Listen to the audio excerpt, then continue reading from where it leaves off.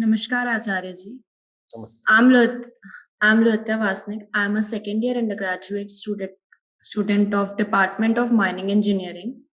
So my question is, how should I control my emotions so that they don't become too extreme in positive as well as in negative situations? Actually, it happens to me every time that whenever I achieve my goal, I feel so happy. On that day, I'm so happy. But if I got failed, I'm start cursing myself. I'm start crying that I can't do this. So how should I behave in a normal way? How should I behave in a neutral way? Remember the real goal. Remember the real goal.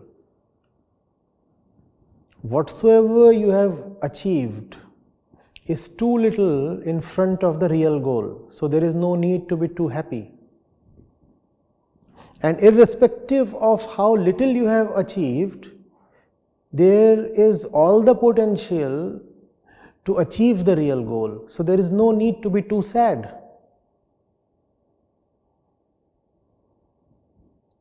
You forget the real thing and you start taking small things as big. So when you get those small things in your palm, you feel as if the entire world is there on your palm.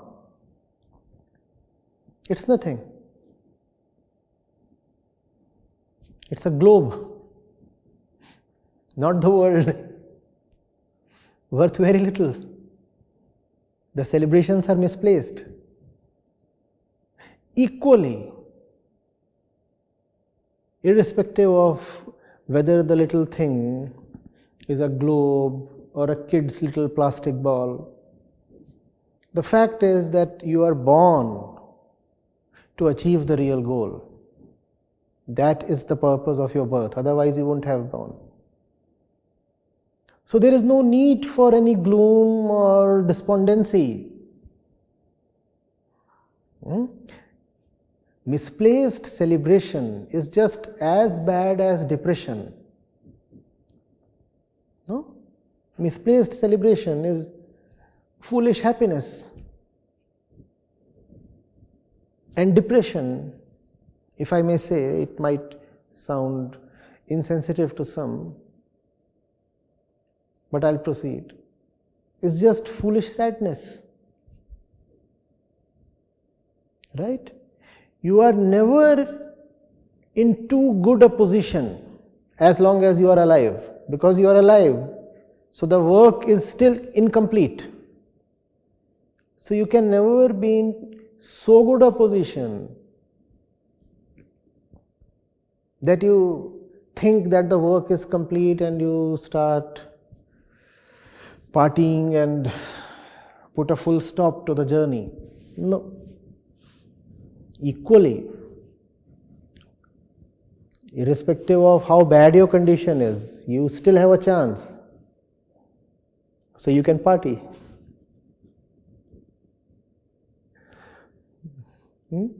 So what am I saying with respect to partying? I'm saying when there is a lot of temptation to party, remember it's not the time to party. And when you feel like sulking in your loneliness and weeping on the pillow, that exactly is the time to party.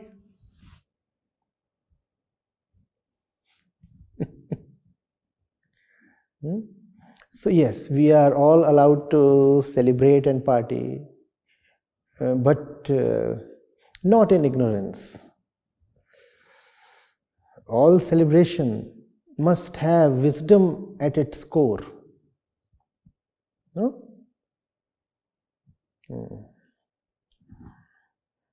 Life is ruthless a lot of times. And when it hits you at just the wrong places and terribly hard, that's when you must party.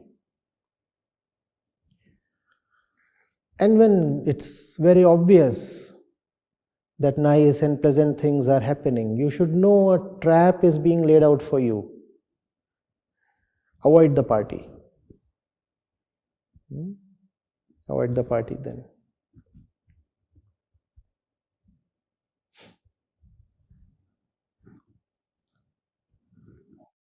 Okay. Thank you so much. Sir, I have a follow-up question to this. Why is it not the right thing to be on the extremities of her emotions? If she's sad, she'll be sad for a time, and then she'll be happy in another time. It's like she'll let loose everything, maybe let loose all her consciousness for some time. Why is it not good for a person? It's not that it is not good. It's just that it is not your nature. Also, the kind of self-correcting mechanism you are talking of does not exist in all people and at all times. You are saying if someone is feeling sad or down, then let that person plunge into the depths of sadness, and from there she will bounce back on her own. That may happen. That may also not happen. Further, that may take a lot of time to happen. Further, in your misplaced feeling of sadness, you might take certain decisions that are irreversible. At least you might take decisions that lead to a loss of lot of time, and that is irreversible. Equally, when you are unnecessarily jubilant, you may again make decisions that may cost you dearly, or at least you will waste time. So that's why these extremities are to be avoided, both being false. Anything false is avoidable, no?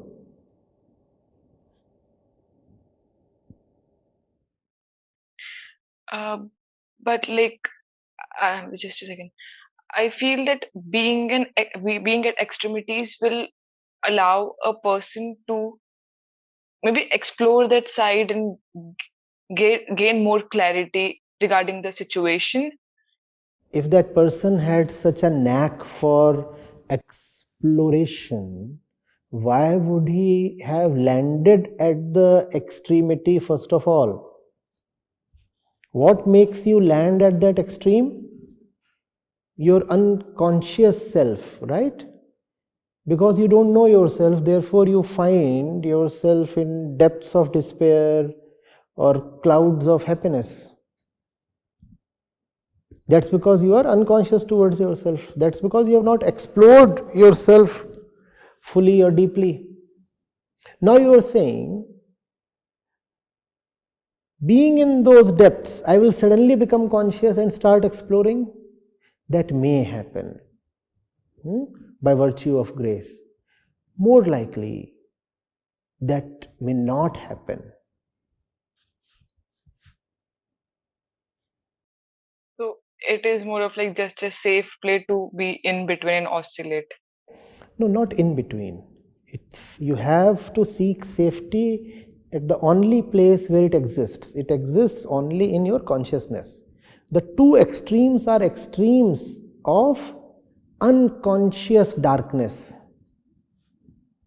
They are not to be avoided because they are extremes. They are to be avoided because they exist only in your ignorance. Only in your ignorance can you become very happy or very sad. Ignorance is to be avoided. It's ignorance that is avoidable. Extremes, well, if you can be at your joyful best, in your most conscious state, wonderful, why not? Why not? That's the entire purpose of consciousness, to bring you to one particular extreme. That extremity is very auspicious. So it is not as if extremes are to be avoided for the sake of being extreme.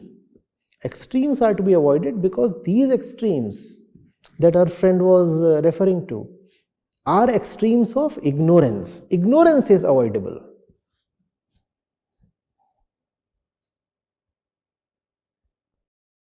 So I have a doubt, like being conscious about our happiness and being unconscious about the same. What's the difference? As in, is it like if I know the exact reason, ki, yeah, I'm happy for this, and it is right for me that yeah, matlab, I'm happy to. Is it like I'm conscious and I'm just happy, बस ऐसे ही मुझे कुछ नहीं पता? तो is it the unconscious state? Mostly when we are just happy, we do not even know where the happiness is coming from. You go to a monkey, for example, you show it a banana, right? The monkey immediately moves towards the banana, stretches its hand, leans towards it, tries to jump. Does the monkey know why it is doing such a thing? That's the Take quality. banana. Exactly. No, but does it know what the banana means to it or whatever? Does it even have time or the intention to reflect? This is called compulsive behavior. And the monkey for sure induced a certain, the banana for sure induced a certain happiness in the monkey. That is the quality of most of our happiness. We see a banana, we get happy. We do not know what is the quality of this happiness, where is it coming from, and what will it do to us. Is it taking us to the place where we need to be, or is it just an animalistic thing? The old ancient pleasure seeking tendency that does us no good. So when these thoughts arise, when emotions arise, then a human being, as opposed to an animal, has to know what is really going on. The animal just gives in. The animal neither reflects nor pauses. It does not really have any need to reflect or pause because it has no urge towards liberation in the first place. But you, being a human being, if you behave like animals, then you will suffer. The monkey does not suffer for being a monkey, but a human being will suffer deeply for being a monkey. So we have to be knowledgeable. Self-knowledge is about knowing your inner processes. Where do your tendencies come from? How is one aspect of your behavior linked to the other thing? What is your relationship with the world? What is the content of your mind? Where do your insecurities come from? Where do your plans come from? Happiness, sadness, and so many other things. What is it going on within? This is something exclusive to human beings. We must reflect.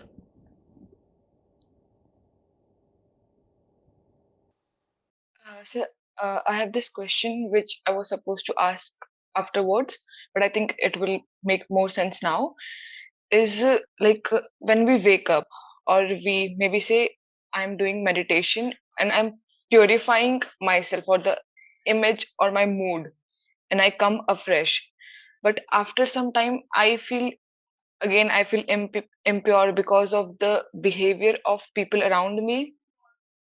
As in, my question is how to focus on ourselves and not get affected by what others say or do. If meditation brings that purity in the mind, why don't you continue your meditation all through the day? Because we do have to work. Which means you love something more than purity. So you get what you love. You do not love purity. You do not get it. You love something else. You get it. No, I mean, I do love what I do in work as well. I mean, like, my whole point was ki when we wake up, we are like totally fresh, and I feel like there's a clean image, but throughout the day, that image gets dirty. From image, I mean, you can say piece of cloth that gets dirty, our soul. So why don't you then spend your day, your entire day, as if you are still fresh? You know what fresh means? Not tainted, not corrupted. Fresh means something that has just come up from the source. So why don't you live your entire life that way, in a certain freshness?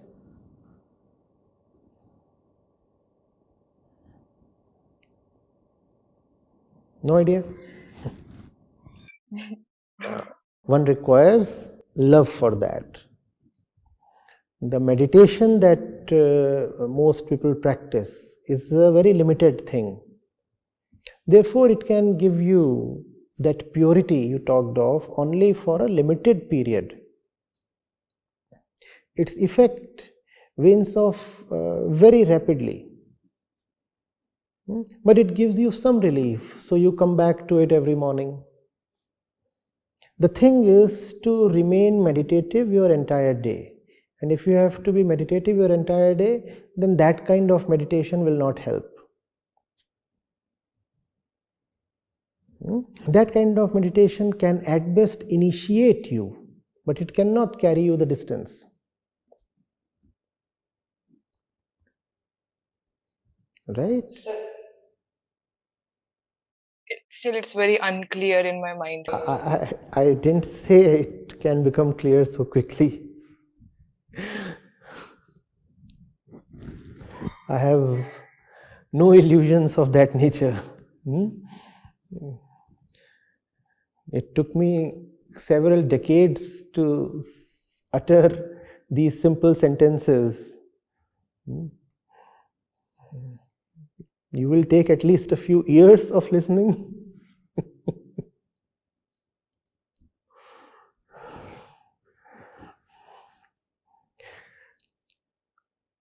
See, please understand this. You are asking this question because you are missing something, right?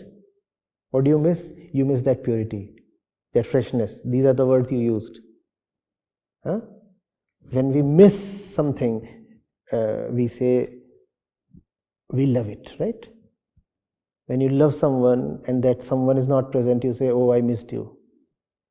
So missing something is meaningful only in the context of love. Are you with me till here? Yes, sir. Okay. So let that love deepen. Let that love deepen. That's why I said continue your meditation throughout. And then you cannot sit and meditate. Therefore, you have to talk and meditate, walk and meditate, eat and meditate, run and meditate, quarrel and meditate. That's meditation 24/7. And that can happen only if you have love for that purity. That can happen only when you are not thinking of methods as meditation. Mostly what we call as meditation is just a few methods. Methods are not meditation. Meditation is something internal, and meditation is nothing that you can really practice. Meditation is something that you can only remember. Meditation is to remember that one thing continuously, that one thing that has no name, no form, no shape. It exists both as a hard core within us and also as a hollow, a void within us. That has to be continuously remembered. Only that can keep you fresh. Otherwise, the world will be very quick to taint you. You wake up and your mind will be full of thoughts. Thoughts taint us. Thoughts of miscellaneous things. Thought of this, thought of that. Meditation is to remember that there is something far more important, far more lovable than this and that. So these thoughts, even if they are there, they do not carry great importance. That is meditation.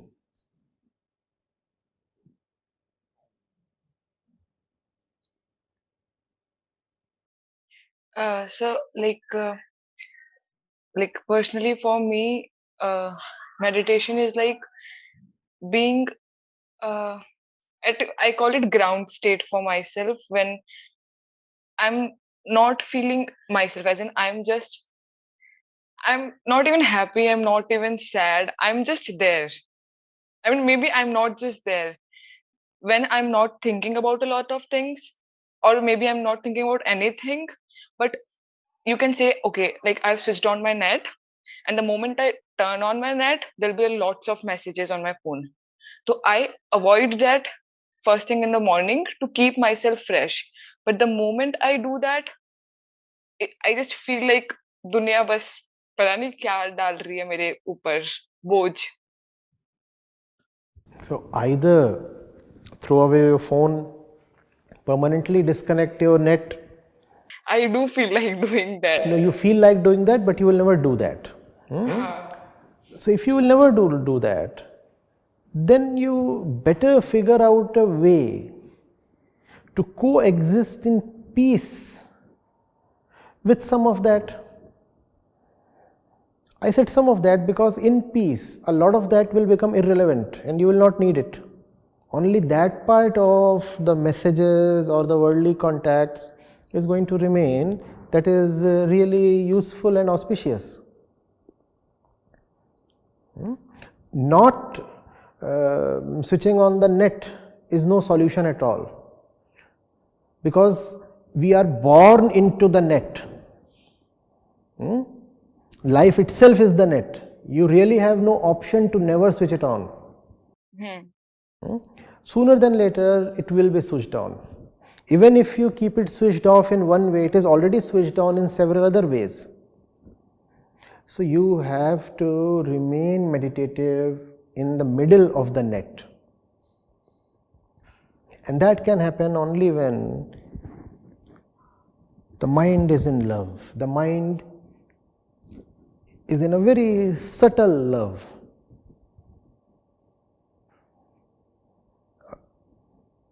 A remembrance of something that's far more valuable than any of these things outside of us. You look at anything and it's not tempting enough, not promising enough. Obviously, things have their utility, their value, their practical functionalities. So we have things for that purpose, but things are things. Things are not love.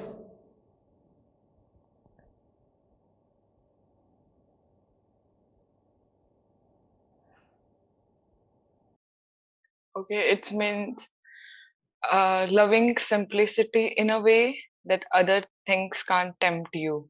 You are coming closer, yes.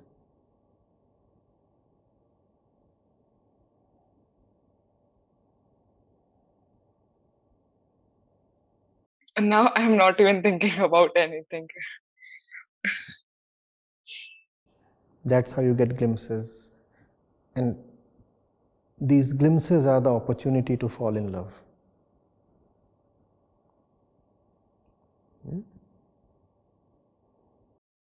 Thank you so much, Acharya ji.